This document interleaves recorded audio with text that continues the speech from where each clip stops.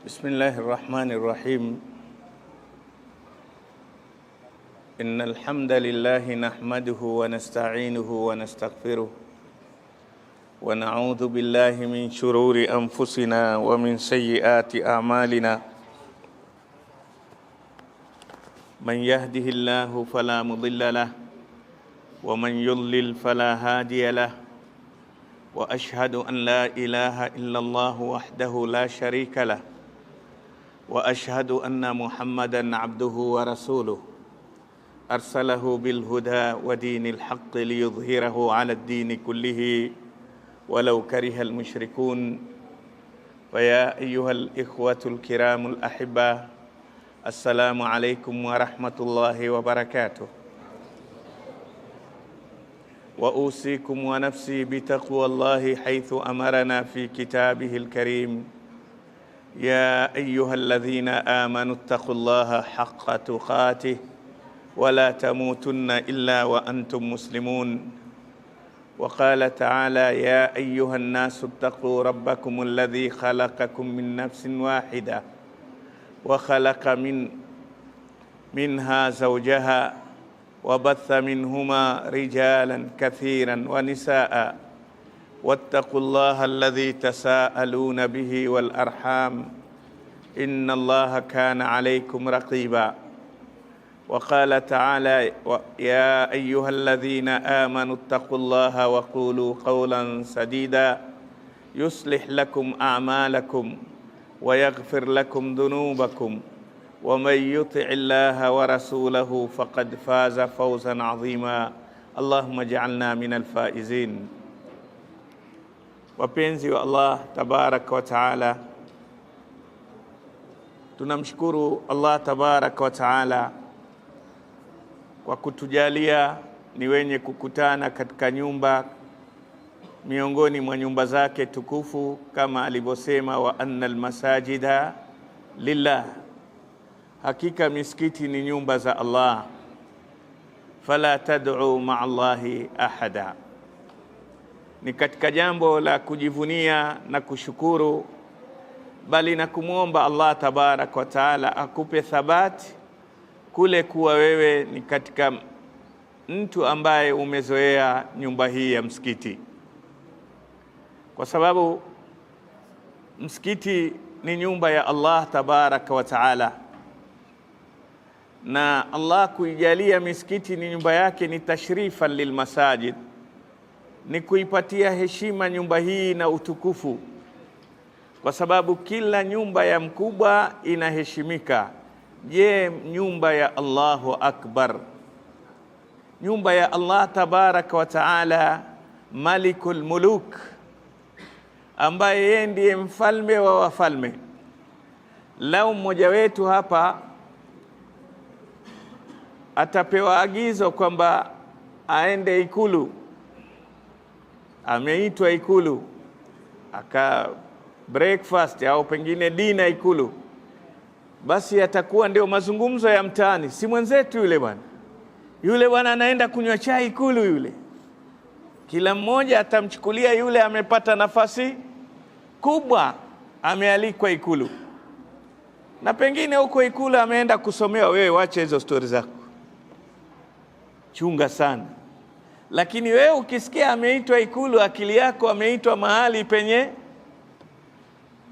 na ni nyumba ya mwanadamu, anaingia kwa muda, anatoka kwa muda.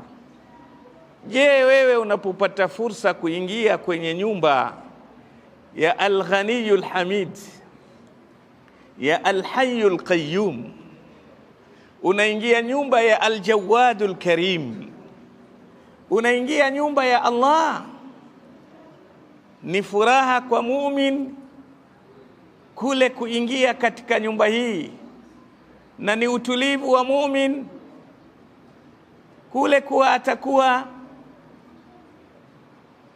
anapata fursa akiingia kwenye nyumba hii, hana harakati zozote. Hakuna sehemu mzuri kwako kama msikiti. Hivi wewe ukiwa na matatizo ya hela utaenda wapi? Utaenda kwa tajiri, au sio? Umwelezee matatizo yako. Ukiwa na matatizo ya magonjwa utaenda wapi? Kwa daktari. Ukiwa na tatizo lolote utamwangalia muhusika ni nani. Lakini umesahau kwamba kashifu dhurri huwa man? Huwa Allah. Mwenye kuondosha matatizo yote ni nani? Allah. Amman yujibu almutarra idha daa wa yakshifu su. Nani mwingine anaitika maombi ya mwenye matatizo, na ni nani anayeondosha shida katika ulimwengu huu isipokuwa nani? Allah. Sasa unaamini kwa tajiri ambaye waweza ukaenda na akakufukuza, waweza ukaenda na akakudanganya, waweza kwenda kwa daktari na mara nyingine akakupa dawa sizo. Kwa nini hufurahii kwenda kwenye nyumba ya muumba Allah tabaraka wa taala ambaye yudabbiru al-amra kullah, anaendesha mambo yako yote yako mkononi kwake. Kulillahumma malikal mulk tu'ti al-mulka man tasha wa tanzi'u al-mulka mimman tasha wa tu'izzu man tasha wa tudhillu man tasha biyadika al-khair innaka ala kulli shay'in qadir. Allah tabaraka wa taala ndiye muweza wa kila jambo. Kila unaloliona ni gumu, ni kubwa, fallahu akbar, jua Allah ndiye mkubwa zaidi. Sasa wasia wangu wa kwanza kama mukaddima, waumini tupende vikao vya msikiti, kwa sababu tunapokuja msikitini tumekuja kwa al-Ghani, aliye tajiri zaidi. Usisikie adhani ukasema ngojea dakika 5 customer waingie kidogo. Kama unatafuta 1000 kwa Allah tabaraka wa taala, huwa ar-Razzaq dhul quwwatil matin. Riziki yote iko kwa Allah tabaraka wa taala. Usiipuze adhani kwa ajili ya kutafuta riziki, kwa sababu riziki iko mkononi kwa nani? Kwa Allah tabaraka wa taala. Ya ibadi kullukum jai'un illa man at'amtu, enyi waja wangu nyote mko katika njaa ila yule nitakayemlisha mimi. Mwenye kutulisha ni nani? Allah. Waweza kuja na chakula nyumbani na wewe usile, waweza kununua chakula unachokipenda. Mfanyi biashara mmoja, siwajua mfumo wangu tutakwenda na visa, si ndio? Mfanyi biashara mmoja yuko kwenye biashara zake, famarra rajulun yabi'u al-inab, akapita mtu anauza zabibu nzuri, zimekaa vizuri sana. Yule mfanyi biashara akamwita yule anayeuza zabibu, njoo, unauzaje? Akasema bei. Akanunua kilo 2, akatoa mmoja katika wafanyikazi wake, akamwambia mpelekee nyumbani, hii zabibu iko safi sana. Kweli yule akachukua mfanyikazi akapeleka nyumbani. Yeye yuarudi jioni nyumbani. Mchana mama na watoto walipokaa na zabibu, wasema leo baba yenu ameleta zabibu nzuri sana, zimekaa vizuri. Mama, ndio, tamu tamu tamu. Akazipiga zote, wakakula zabibu yote wale watoto na mama. Jioni mzee alipokuja oga nini, amekaa mezani kuletewa chakula, akakumbuka mbona sijaona zabibu. Akasema jamani, zabibu ziko wapi? Hakuleta ule mshanzi? Akamwambia hapana, ameleta. Ala, mbona sizioni? Tumekusahau, zilikuwa tamu sana, tumegusagusa, tukishtuka imefanya nini? Imeisha. Amenunua jioni yale, lakini si riziki yake, hakufanya nini? Hakuweza kula. Riziki anayekulisha ni nani? Allah. Huyu bwana akakasirika, alafu akasema sawa. Asubuhi huyu bwana akatoka, akaenda kuangalia sehemu yenye watu wengi, akatafuta dalali, akamwambia hii ploti hapa naona kuna watu wengi wanafanya soko, biashara inaenda. hapa kwenye watu wengi, nitafutie ploti hapa, nataka kununua by any cost. Na kweli akauziwa, akatengeneza, atafuta mtu akamtengezea plani mzuri ya msikiti. Mzee yule akatafuta fundi ajengewe msikiti. Sasa baada kwenda kwenye biashara, asubuhi huenda kujenga msikiti, mkewe amwambia, mbona huu fundi mpya umetoka wapi, wajenga jengo gani? Akamwambia, msikiti. Kuanzia lini? Mbona sija? Akamwambia, hii habari ni ya Zabibu. Hii historia ya msikiti imeletwa na nini? Mume wangu, kwanza fanya biashara, tajenga msikiti. Wewe una watoto, ukifa tutakujengea sadaqatun jariya, takujengea bonge la msikiti. Asema, mmenisahau kwa Zabibu, mtanijengea msikiti. Tumeelewana? Wacha nifanye mwenyewe, niko hai. Zabibu tu mmepiga vitu mkamaliza, mkaniambia mmesahau zabibu ya riali 20. Mtakumbuka kunijengea msikiti wa riali 3000, wacha nijenge mwenyewe. Mahalu shahidi ni kwamba riziki isitusahauzishe. Lengo letu katika maisha kwamba sisi mlengwa ni nani? Allah. Maisha haya kutengezeka, maisha haya kuwa mazuri, ni lazima sote tumlekee nani? Allah. Qul inna salati wa nusuki wa mahyaya wa mamati lillahi rabbil alamin. Sema, hakika sala zangu, sala yangu ninaisali, ibada zangu zote ninapochinja, uhai, riziki ninaotafuta, na hata kifo changu kiwe ni kwa ajili ya nani? Ni cha kumridhisha Allah tabaraka wa taala. Weka ramani hii ya maisha kwamba mimi nilipoingia dunia hii mpaka kutoka, nataka mambo yangu yaende yakimridhisha Allah. Ilahi anta maqsudi wa ridhaka matlubi.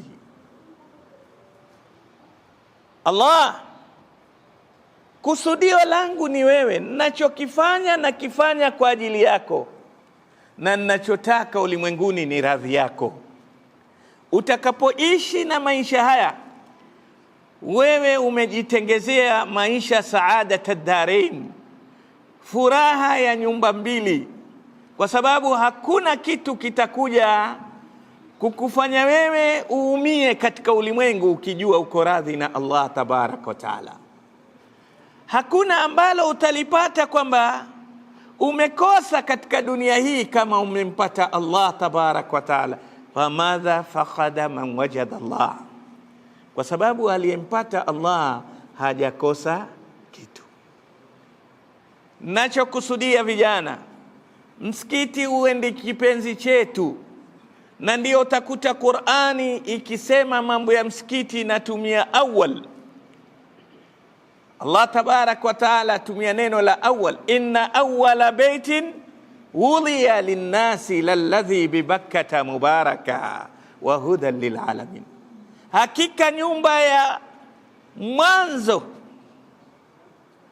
iliyowekwa kwa ajili ya Allah, waliokewa watu ili wamwabudu Allah, ni nyumba iliyo Makka.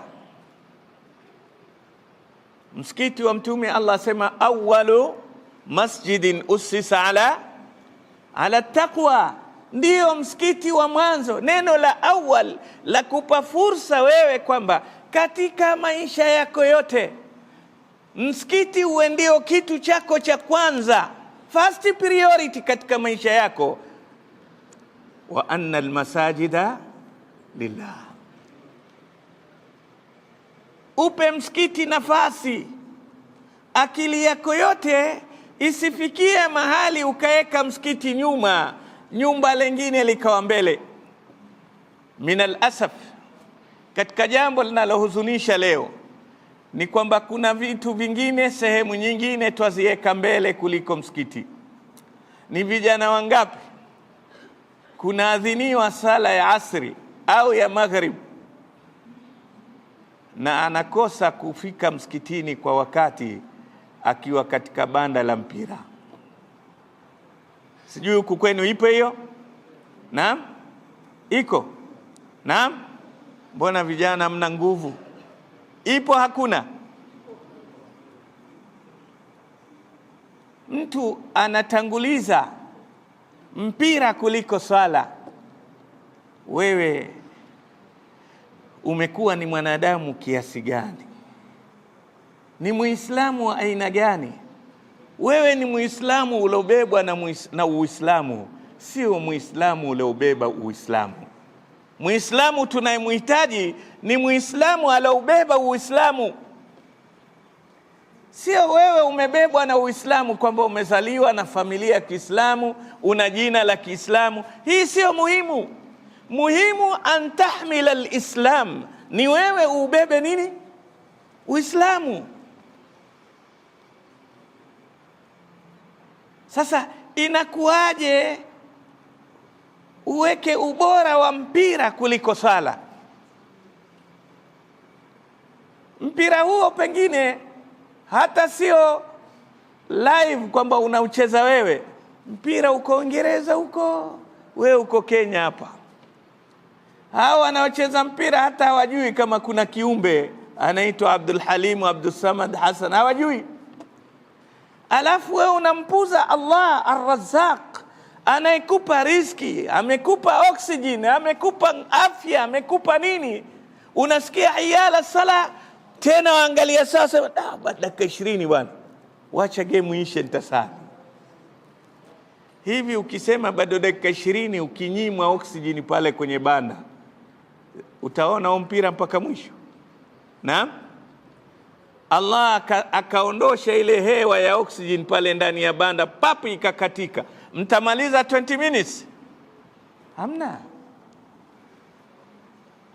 Sasa wakosa nafasi ya kwenda kuzungumza na muumba wako na matatizo yako. Wewe kijana una haja ya elimu. Wewe kijana una haja ya busara na hekima. Wewe kijana una haja ya maisha bora. Wewe kijana una haja ya hiki na hiki, na zote unazipata. Wa anna almasajida lillah fala tad'u. Hapa unapomwambia Allah ihdina sirata almustaqim, wewe ushaeleza matatizo yako yote. Allah, mimi nakupa wewe, nilekeze katika njia sahihi, sahihi ya dini, sahihi ya maisha, sahihi ya elimu, kila kizuri Allah nipe. Sasa unaacha kuitikia amini ya imamu, unaenda kuitikia God. Mimi husema yule mtu anayepuza ibada kwa mpira kichaa, chizi. Kwa sababu wewe unaenda kuongea maneno mengi mbele ya kioo, au sio? Ile story yako yote unaongea mbele ya nini? Ya screen, au sio? Mbona msemi vijana? Unaongea mbele ya screen, haikusikii. Unaacha kuongea mbele ya Allah anayesema qasamtu salata baini wa baina abdi nisfain wa li abdi ma saal. Hii sala nimeigawa 50% ya msalina ya mja wangu, 50% ni yangu, na nitampa mja wangu kila analoomba ndani ya sala. Unapoteza fursa hii, unakwenda kuongea na mtu hakusikii kwenye screen.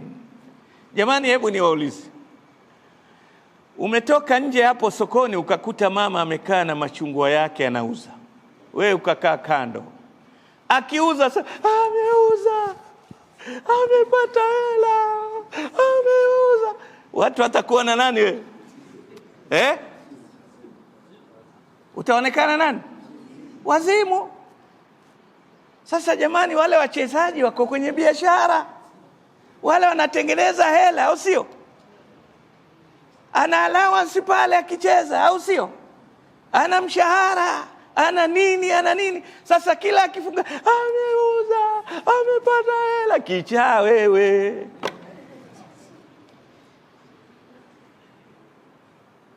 basi afadhali ingekuwa ushafanya ibada yako, angalau umeshazungumza na Mola wako ndani ya msikiti, umemaliza swala yako, sasa nenda kafanya wazimu wako kidogo.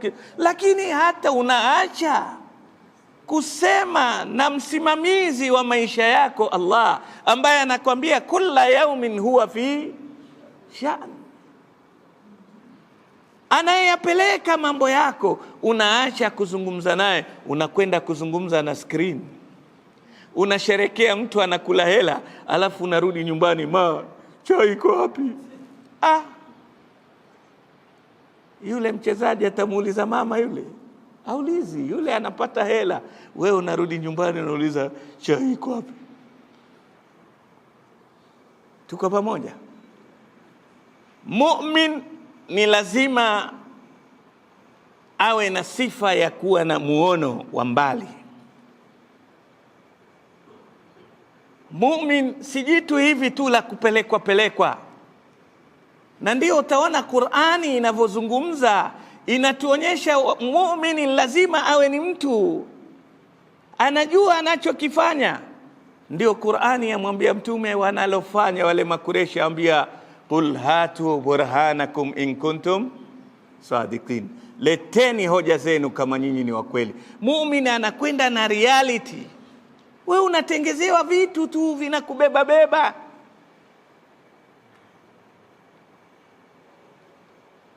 Tuko pamoja?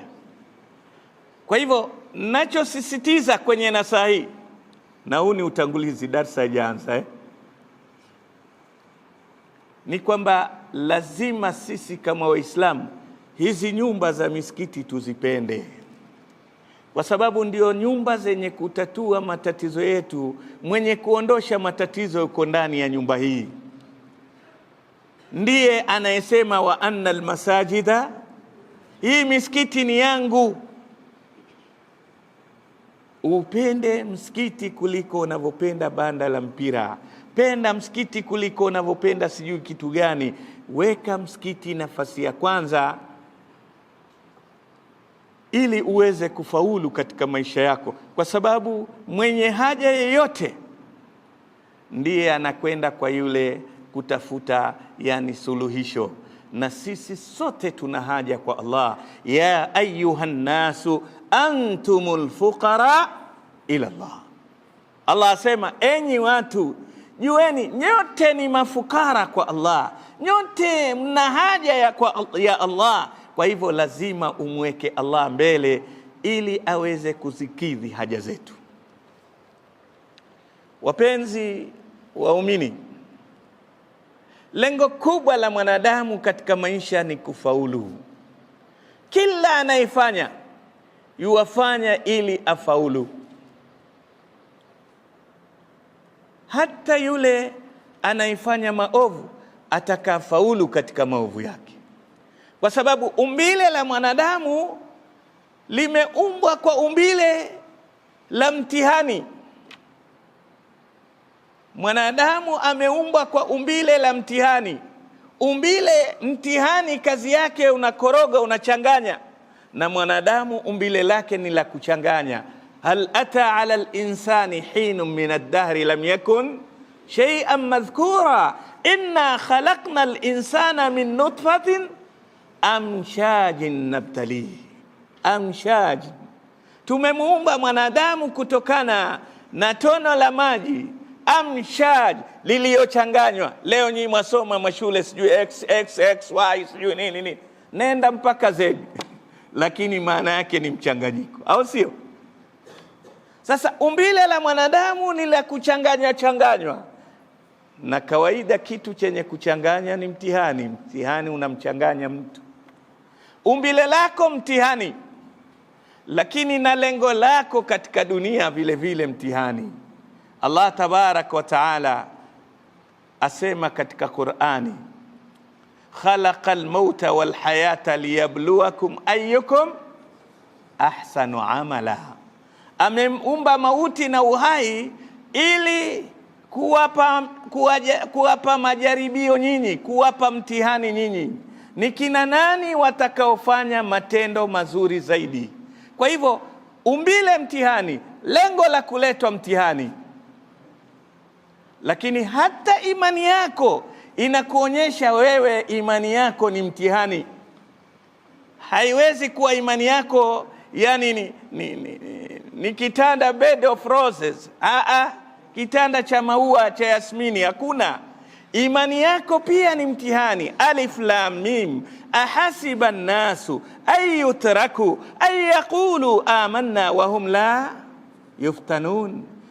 Wanadhania watu watasema tu tuna imani bila ya kuingizwa kwenye mtihani.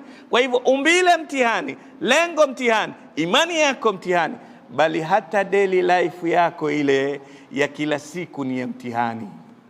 Allah asema wala nabluukum bisharri wal khairi fitna, tutawapa majaribio ya shari na khairi.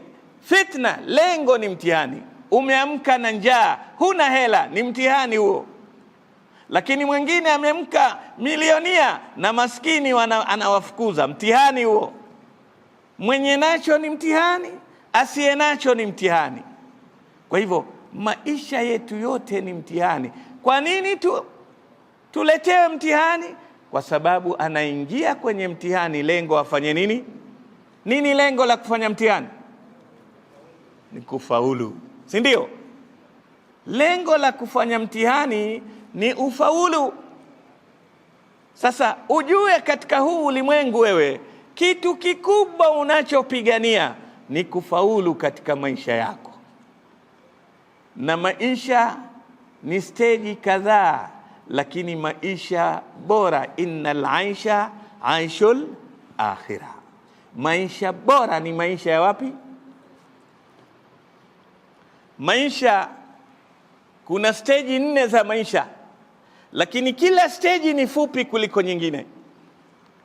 Kuna stage ya wewe kuwa tumboni kwa mamako miezi 9 tu, lakini ukija duniani, Rasulullah sallallahu alaihi wasallam asema amaru ummati baina 60 wa 70, umri wa umati wangu eji yao itakuwa 60 70. Lakini kuna maisha ya barzakh, ndani ya kaburi. Mtume na masahaba leo wamefikisha miaka 1446, lakini kuna maisha ya siku ya kiyama ile, fi yawmin kana miqdaruhu 50,000 sana. Kuna maisha al-abadiyya khalidina fiha hasunat mustaqarran wa muqama. Kuna maisha ya milele. Sasa mfumo wako katika dunia hii ni kwamba utakavyoishi, lenga kwamba wewe utafaulu katika maisha yako yote haya.